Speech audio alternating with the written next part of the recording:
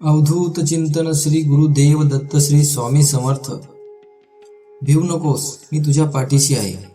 हे केवळ दिलासा देणारे शब्द नाहीत, तर हे ब्रह्मांड नायकाने आपल्या लेकरांना दिलेले अभयदान आहे. जेव्हा जीवनाच्या वाटेवर अंधार दाटून येतो, संकटाचे ढग आकाश झाकून टाकतात आणि मन पूर्णपणे खचून जाते, तेव्हा हीच वाणी अंतःकरणात आशेचा दीप पेटवते. हे शब्द सांगतात की तू एकटा नाहीस. तुझ्या प्रत्येक अश्रूंचा साक्षीदार तो आहे. तुझ्या प्रत्येक श्वासामागे त्याची करुणा उभी आहे. संकट किती मोठे असो, तुझी श्रद्धा जर अढळ असेल तर ब्रह्मांड नायक स्वतः तुझ्या पाठीशी उभा राहतो. हे अभय वचन माणसाच्या मनातील भीती नाहीशी करते, त्याला उभं राहण्याची ताकद देते. जेव्हा जग आपल्याला नाकारते, जेव्हा संकटांचे डोंगर समोर उभे ठाकतात आणि जेव्हा आपल्या स्वतःवरचा विश्वास डळमळीत होतो, तेव्हा एकच शक्ती धावून येते, ती म्हणजे श्री स्वामी समर्थ. स्वामी म्हणजे केवळ एक मूर्ती किंवा फोटो नाही, तर स्वामी म्हणजे एक अथांग सागर आहे, ज्याच्या काठावर बसले की मनाला शांती मिळते. स्वामी म्हणजे ती सावली जी रखरखत्या उन्हात आपल्याला शीतलतेचा अनुभव देते. स्वामी म्हणजे ते घर जिथे गेल्यावर आपल्याला कोणत्याही संकटांची भीती वाटत नाही. आपण अनेकदा रडतो, नाराज होतो, देवाला दोष देतो, पण स्वामी म्हणतात, बाळा, तू का रडतोस? तुझ्या आयुष्यातील प्रत्येक कडू घास मी आधीच गोड करून ठेवला आहे, फक्त थोडा संयम ठेव. स्वामींना काय हवे असते? त्यांना तुमचे दागिने, पैसा किंवा बळजाव नको असतो. त्यांना हवी असते ती फक्त तुमची भावपूर्ण हाक. जेव्हा तुम्ही मनातून स्वामी अशी हाक मारता, तेव्हा अक्कलकोटचा तो राजा धावत येतो. तुमची प्रत्येक वेदना त्यांना माहीत आहे. तुमच्या मनात दडलेली प्रत्येक वेदना, प्रत्येक न बोललेली कथा आणि प्रत्येक न सांगता येणाऱ्या दुःखाचा भार स्वामी जाणतात. ज्या गोष्टी तुम्ही जगाला सांगू शकत नाही, ज्या शब्दांत मांडता येत नाही, त्या निसंकोचपणे स्वामी समोर ठेवा, कारण ते शब्दापेक्षा भावनांची भाषा अधिक चांगल्या प्रकारे समजून घेतात. तुमचे अश्रू कधीच व्यर्थ जाणार नाहीत. जेव्हा तुम्ही स्वामी समोर मन मोकळं करून रडता, तेव्हा ते फक्त तुमच्या डोळ्यांतील अश्रू पुसत नाही, तर त्या अश्रूंमागे दडलेलं दुःखही हळूहळू नाहीसं करतात. तुमच्या नशिबावर पडलेली वेदनेची छाया दूर करून ते तुमच्या आयुष्यात पुन्हा आशेचा प्रकाश आणतात. प्रत्येक अश्रू हा त्यांच्यापर्यंत पोहोचलेली प्रार्थनाच असते आणि त्या प्रार्थनेचं फळ योग्य वेळी नक्कीच मिळतं.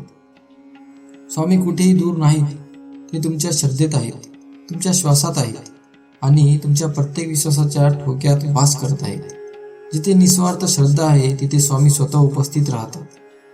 जेव्हा एखाद्या अपरिचित व्यक्तीच्या रूपाने तुम्हाला मदत मिळते, तेव्हा समजा स्वामीच त्या रूपाने तुमच्या समोर उभे राहिले आहेत.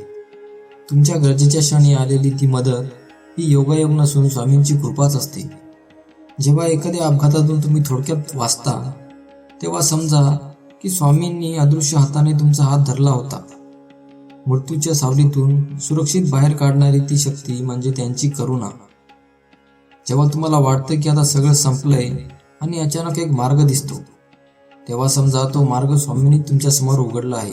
निराशेच्या अंधारात अचानक दिसणारा तो प्रकाश हा स्वामींच्या कृपेचा संकेत असतो. हा संकेत सांगतो की अजून आशा संपलेली नाही आणि तुम्ही एकटे नाहीत. स्वामींच्या लेकरांनो, आयुष्यात कधीही हार मानू नका. लोक तुमची थट्टा करतील, तुम्हाला एकटे पाडतील, पण लक्षात ठेवा, ज्याचा कोणी नसतो त्याचे स्वामी असतात. स्वामी म्हणतात, तू माझ्याकडे एक पाऊल टाक, मी तुझ्याकडे 10 पावले टाकीन. तू तुझं ओझं माझ्यावर टाक, मी ते वाहीन, पण तुझं मन शुद्ध ठेव, तुझ्या वागण्यात नम्रता ठेव आणि प्राणीमात्रांवर दया कर. स्वामी समर्थांची भक्ती म्हणजे केवळ हातात माळ घेऊन जप करणे किंवा ओठांवर नाव घेणे इतक्यावरती मर्यादित नाही. खरी भक्ती म्हणजे त्यांच्या विचारांना आपल्या जीवनात उतरवणे, त्यांचा आदर्श रोजच्या आचरणात जिवंत ठेवणे होय. जेव्हा तुमचं वागणं, विचार आणि कर्म स्वामींच्या शिकवणीशी एकरूप होतं, तेव्हाच भक्ती पूर्णत्वाला जाते. अहंकार सोडा. मी करतो ही भावना माणसाला बांधून ठेवते, तर स्वामी करून घेत आहेत ही भावना माणसाला मुक्त करते. आपलं कर्तृत्व, यश, सामर्थ्य यामागे स्वामींची कृपा आहे. ही नम्र जाणीव ठेवली तर अहंकार आपोआप गळून पडतो आणि जीवन हलकं होतं. सेवा करा. भुकेल्याला अन्न देणं आणि तहानलेल्याला पाणी देणं, दुःखी मनाला आधार देणं हीच खरी स्वामी सेवा आहे. मंदिरात जाण्या इतकीच किंबहुना त्याहूनही मोठी पूजा म्हणजे गरजू माणसांच्या चेहऱ्यावर समाधानाचं हास्य आणणं. सबुरी ठेवा. स्वामी देण्याआधी अनेकदा भक्तांची परीक्षा घेतात. ही परीक्षा म्हणजे तुमच्या श्रद्धेची आणि संयमाची कसोटी असते. जेव्हा तुम्ही कठीण काळातही विश्वास सोडत नाही, तक्रार न करता शांत राहता, तेव्हा समजा स्वामींची कृपा जवळ आहे.